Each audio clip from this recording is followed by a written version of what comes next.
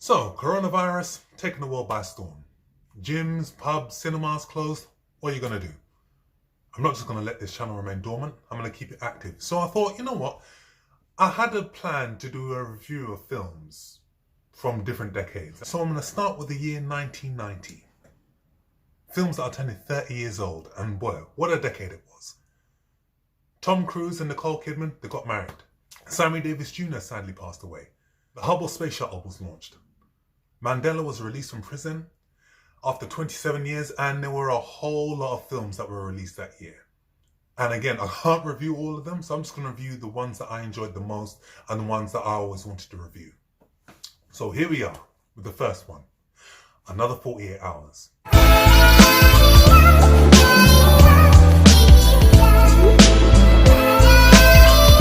Another 48 Hours was directed by Walter Hill, and it reunites Eddie Murphy and Nick Nolte as mismatched duo Reggie Hammond and Jack Cates. This film takes place 8 years after the original, and we see the duo work together to track down an elusive drug lord called the Iceman. And this elusive Iceman has hired two murderous bikers to kill Reggie as he's about to be released from prison. I loved the first 48 Hours. 48 Hours catapulted Eddie Murphy to stardom. It was a film that showcases his ability as a comedic actor, but also as a dramatic actor.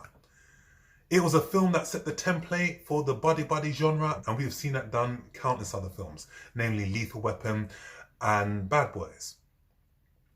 48 Hours had so many iconic moments in the film, but one of the most iconic moments was when Reggie impersonates a police officer and goes into an all-white bar. And Eddie Murphy there just showcased all of his ability, both as a comedian, but also as an intense actor. Rightly so, 48 Hours was a critical and commercial success, grossed over $100 million worldwide, and it was a film that cemented Eddie Murphy as one to look out for. So when the sequel was coming out in 1990, because I saw the posters all over the place and I thought, wow, again, this was in 1990, so I was only 10 at the time, I was unable to watch it. But I did get to watch it when I was at my cousin Tony's house. He had the video and he said, you know, do you want to watch an Eddie Murphy film? And I said, oh yeah, sure. Which one is it? And he called it Trading Places 2. And I thought, Trading Places 2? If there was a Trading Places 2, I would have known about it. Because I was a huge Eddie Murphy fan back then, and I still am. And it was another 48 Hours. And I was just like, okay, wow, I'd always wanted to watch this. Wow, let me see it. So when I decided to review this film, A, I watched it again, but B, I also did some background research into the film, because I learned some things that had an impact on the making of this film and overall the final release of this film. The original runtime for Another 48 Hours was 2 hours and 20 minutes. And it was meant to be released in the summer, and Total Recall was also released at that time. And Total Recall came in at 1 hour and 53 minutes. And Paramount panicked because Total Recall earned $25 million in its opening weekend, and Paramount thought, you know what, we need to make Another 48 Hours a more shorter, concise film that focuses more on the comedy and the action. So they made significant cuts to the film, editing out a lot of the footage.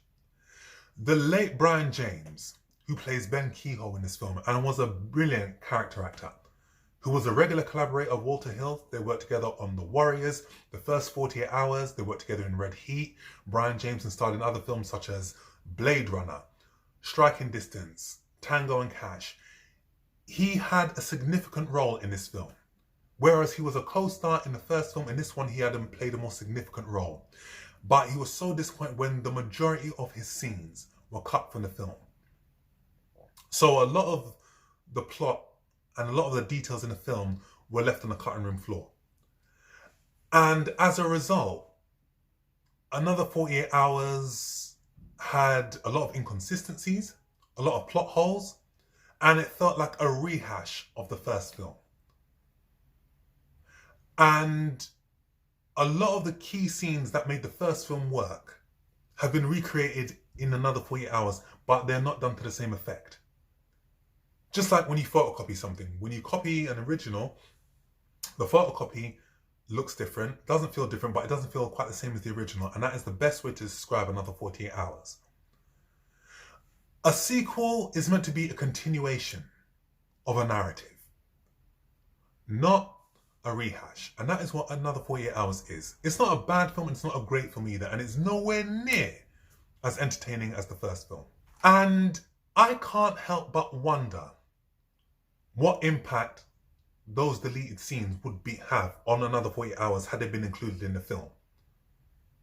They've just been left there, and it's been a shame that 30 years since this film's been released, there's been no director's cut of Another 48 Hours. There's been no DVD with the deleted scenes.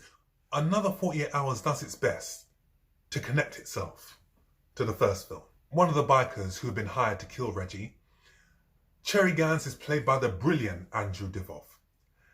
And the backstory to Cherry Gans is that he is the brother of Albert Gans, played by James Remar, who was in the first 48 Hours.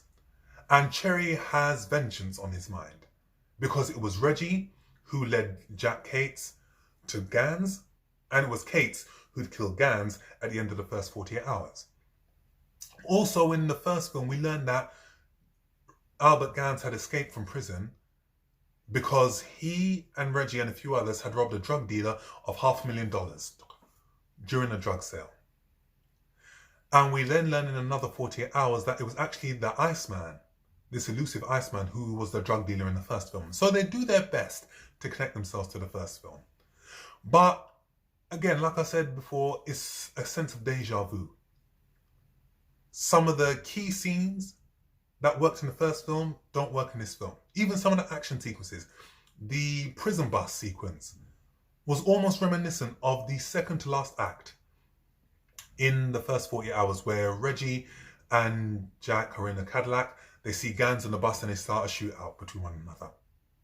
The performance-wise, I thought that Eddie and Nick Nolte worked well together, but I didn't feel that their performances were as strong as in the first film. Eddie, for me, in this film was not as charismatic as he was in the first 48 Hours. He felt more coarse, he felt more loud and more graphic. And it just didn't work for me. He had some good moments, but nowhere near as good as were in the first 48 Hours. And another redeeming factor was Cherry Gans, played by Andrew Divoff. Andrew Divoff is a brilliant character actor. He was brilliant in another underrated film which I highly recommend that you watch, Toy Soldiers, starring Sean Astin. He was also excellent in A Low Down Dirty Shame with Keenen Ivory Wayans. So he lent fine support and great malice to the role. There are some really, really good action sequences in this film that are handled competently. We have another hotel shootout in Another 48 Hours. There's the utilization of bikes with the bikers, to the finale sequence in the nightclub. All work well. But you do get a sense of deja vu. And the narrative is sketchy. The title of the film, Another 48 Hours, there's no reference to it made in the film. It's made in a trailer. Look, I got 48 hours to bring this guy in. I'm history. You want me to go out with you for another 48 hours? And the title is mentioned, but it's not included in the final cut of the film. The revelation of the Iceman, and here's a spoiler for you guys, Ben Kehoe, played by the late Brian James, is actually the Iceman. And for me, watching it, it felt out of place. It felt disjointed, and it didn't leave the impact on me that it should have had. Because again, a lot of his scenes were deleted, and I think had you have included those scenes to build a more clearer character build-up, it would have worked more effectively, and it would have been more surprising than feeling a little bit disjointed. But Another 48 Hours is a case of, okay, they're giving us more of the same thing, and there's nothing original to it. It's not bad, and it's not great either. Entertaining in parts, but nowhere near as entertaining as the original. So I'll give Another 48 Hours 5 out of 10. And that's because of the action sequences and the musical score. So, that's the first of the film reviews for Mr. P's review of 1990. There will be more coming. Hit that subscribe button. Hit that like button. Hit the alarm bell so you can get notifications from me. Have you seen 48 Hours and Another 48 Hours? Which one is your favourite? Comment below and I shall see you on the next film review. Take care.